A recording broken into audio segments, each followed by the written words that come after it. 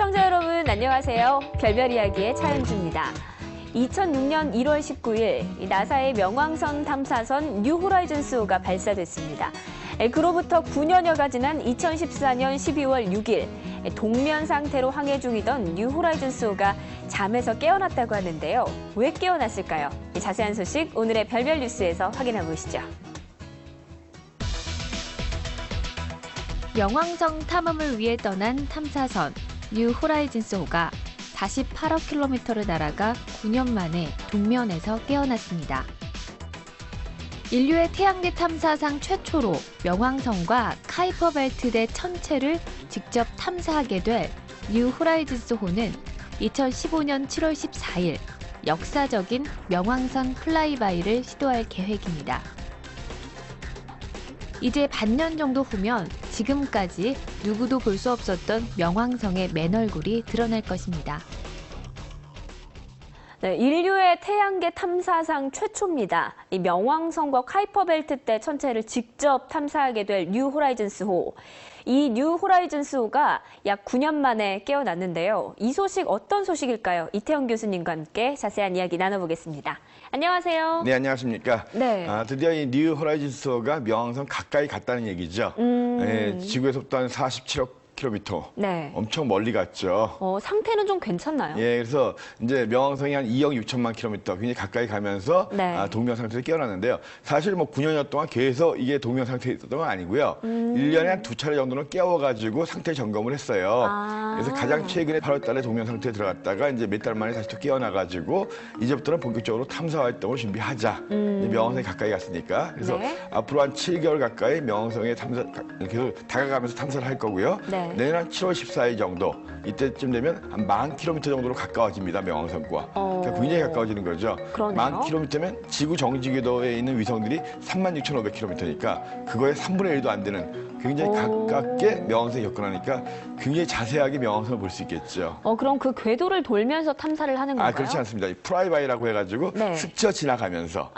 예, 과거에 우리가 봤던 화성 탐사선이라든가 해성 탐사선은 가서 돌면서 계속 보잖아요. 위성처럼. 그렇죠. 근데 이거는 스쳐 지나가면서 보고 가는 겁니다. 그러면서 이제 명왕성만이 목적이 아니라 명왕성의 위성들, 그다음에 명왕성 비슷한 모양의 비슷한 형태의 그런 카이퍼 벨트라는 네. 카이퍼 벨트라는 게 뭐냐면 해왕성 궤도 근처에서 태양을 돌고 있는 명왕성과 비슷한 얼음 덩어리의 이런 천체들을 이야기하거든요.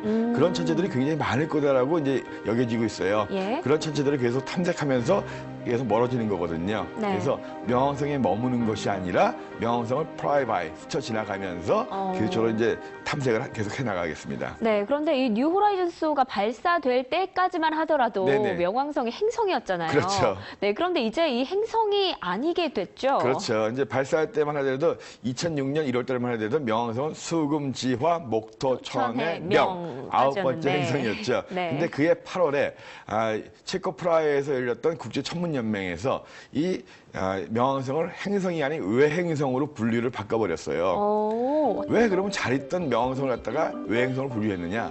명왕성과 비슷한 얼음덩어리의 카이퍼 벨트 천체 중에서 네. 에리스라고 하는 게 있습니다. 2003년에 발견된 건데 이 에리스를 조사해 보니까 명왕성보다 더 큰 거예요. 예. 그래서 명왕성이 카이퍼 벨트 중에서 제일 크기 때문에 그나마 9번째 행성을 유지시켜줬는데 명왕성보다 큰 게 발견되니까 그걸 10번째로 하느냐 아니면 얘를 빼느냐. 네. 그래서 회의를 거쳐가지고 결국은 계속 발견될 수 있으니까 이번 기회에 빼자.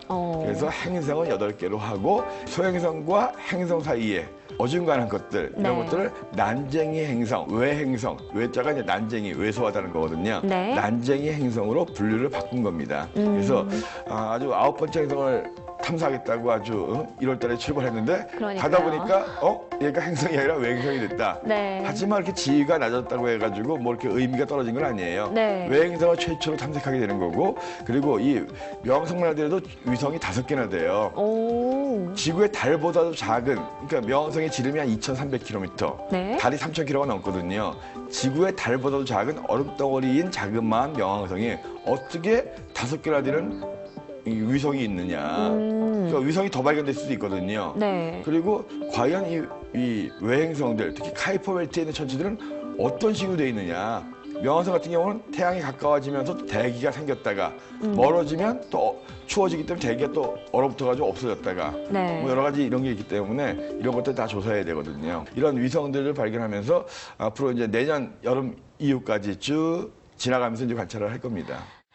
네, 인류의 태양계 탐사 역사상 최초로 외행성을 탐사하게 될 뉴 호라이즌스호. 과연 어떤 탐사 결과를 가져올지 기대해 보도록 하겠습니다. 3년 전 모로코 사막에 떨어진 화성 운석에서 생명이 남겼을 가능성이 높은 탄소 흔적을 발견했습니다. 생명체 가능성 이유는 이 운석에 포함된 탄소의 동위원소 비율이 석탄의 동위원소 비율과 일치하기 때문입니다. 석탄은 지구상에서 생물이 퇴적되고 매몰된 뒤 열과 압력의 작용을 받아 변질된 광물이므로 화성에도 생명체가 있었을 것이라 예상하고 있습니다. 3년 전인 2011년 7월 18일, 모로코에서 밝은 유성이 낙하하는 모습이 여러 사람들에게 목격이 됐습니다. 그리고 땅에 떨어진 운석이 발견됐는데요. 이 운석은 화성에서 온 운석인 것으로 밝혀졌습니다. 그런데 최근 이 운석에서 생명이 남겼을지도 모르는 탄소의 흔적이 발견됐다고 하는데요. 어떤 내용일까요? 네, 교수님 설명해 주시죠. 네, 그러니까 운석 중에서 제일 비싸고 가치 있는 운석이 그만큼 희귀하고 멀리서 온 거겠죠. 그렇죠. 예, 이게 화성에서 온 운석이 바로 그겁니다. 자, 어떻게 된 거냐 하면 화성 자체에서 날아오기 힘들잖아요. 네. 커다란 소행성이라든가 해성, 운석이 화성에 떨어집니다. 네. 그러면 그 충격으로 그 부스러기들이 큰 충격이기 때문에 우주 공간으로 날아올라요. 그것이 우주 공간에 떠돌다가 지구 근처에 와가지고 지구의 중력으로 빨려 들어와서 떨어지는 거. 상당히 오랜 시간에 거쳐가지고 이것이 이제 들어온 게 바로 이 화성 운석이거든요. 네, 그런데 이게 화성에서 왔는지 아니면 뭐 금성에서 왔는지 네. 이걸 어떻게 하나요? 결국은 성분 분석을 해봐야죠. 네. 우리가 이제 화성이라든가 달이라든가 이런데 대충 그 지형이라든가 그 토양 성분들을 알거든요. 네. 그래서 여기에 여러 가지 분석을 해보니까 이거는 지구에 있는 암석이 아니다. 또 달에 있는 암석도 아니다. 이거는 화성에 있는 암석 성분과 굉장히 유사하다. 이런 걸 통해서 이제 성분 분석을 통해서 이제 화성에서 온 걸 알 수가 있고 이번 같은 경우도 그 중에 탄소의 성분이 이 생명체와 연관이 있을 것 같다 이런 보도가 나왔잖아요. 이게 뭐냐면 지구에 이제 석탄이 있죠. 네. 석탄 같은 경우 옛날에 이제 그 수억 년 전에 공룡들 네. 또는 또 이제 거기에 또 이 나무들 이런 생명체들이 죽은 다음에 그것이 이제 이렇게 석탄처럼 된 거잖아요. 네, 그렇죠. 그래서 이 석탄과 같은 탄소에 있는 탄소 동위원소를 분석합니다. 동위원소는 뭐냐면 안에 질량이 틀린 거예요. 수헬, 리베, 붕탄, 질산. 원소번호인데요. 이 탄소가 수헬, 리베, 붕탄. 원소번호 6번이에요. 6번이면 질량이 보통 12짜리입니다. 네. 그러니까 원소번호의 2배거든요. 근데 질량이 12이 아니라 13개짜리들도 있어요. 그래서 12개하고 13개, 질량수가 12하고 13짜리 비율이 어떻게 되냐. 예. 이 비율을 가지고 이제 분석을 하는데 이번에 화성에서 온 운석의 탄소 이 비율을 분석해 보니까 12, 13의 비율이 지구에 있는 석탄의 비율과 비슷하다는 거예요. 그러니까 이게 같은 탄소라도 동위원소의 비율에 따라서 이게 근원이 틀린데 네. 어떻게 석탄과 비슷한 동위원소 비율을 갖고 있느냐.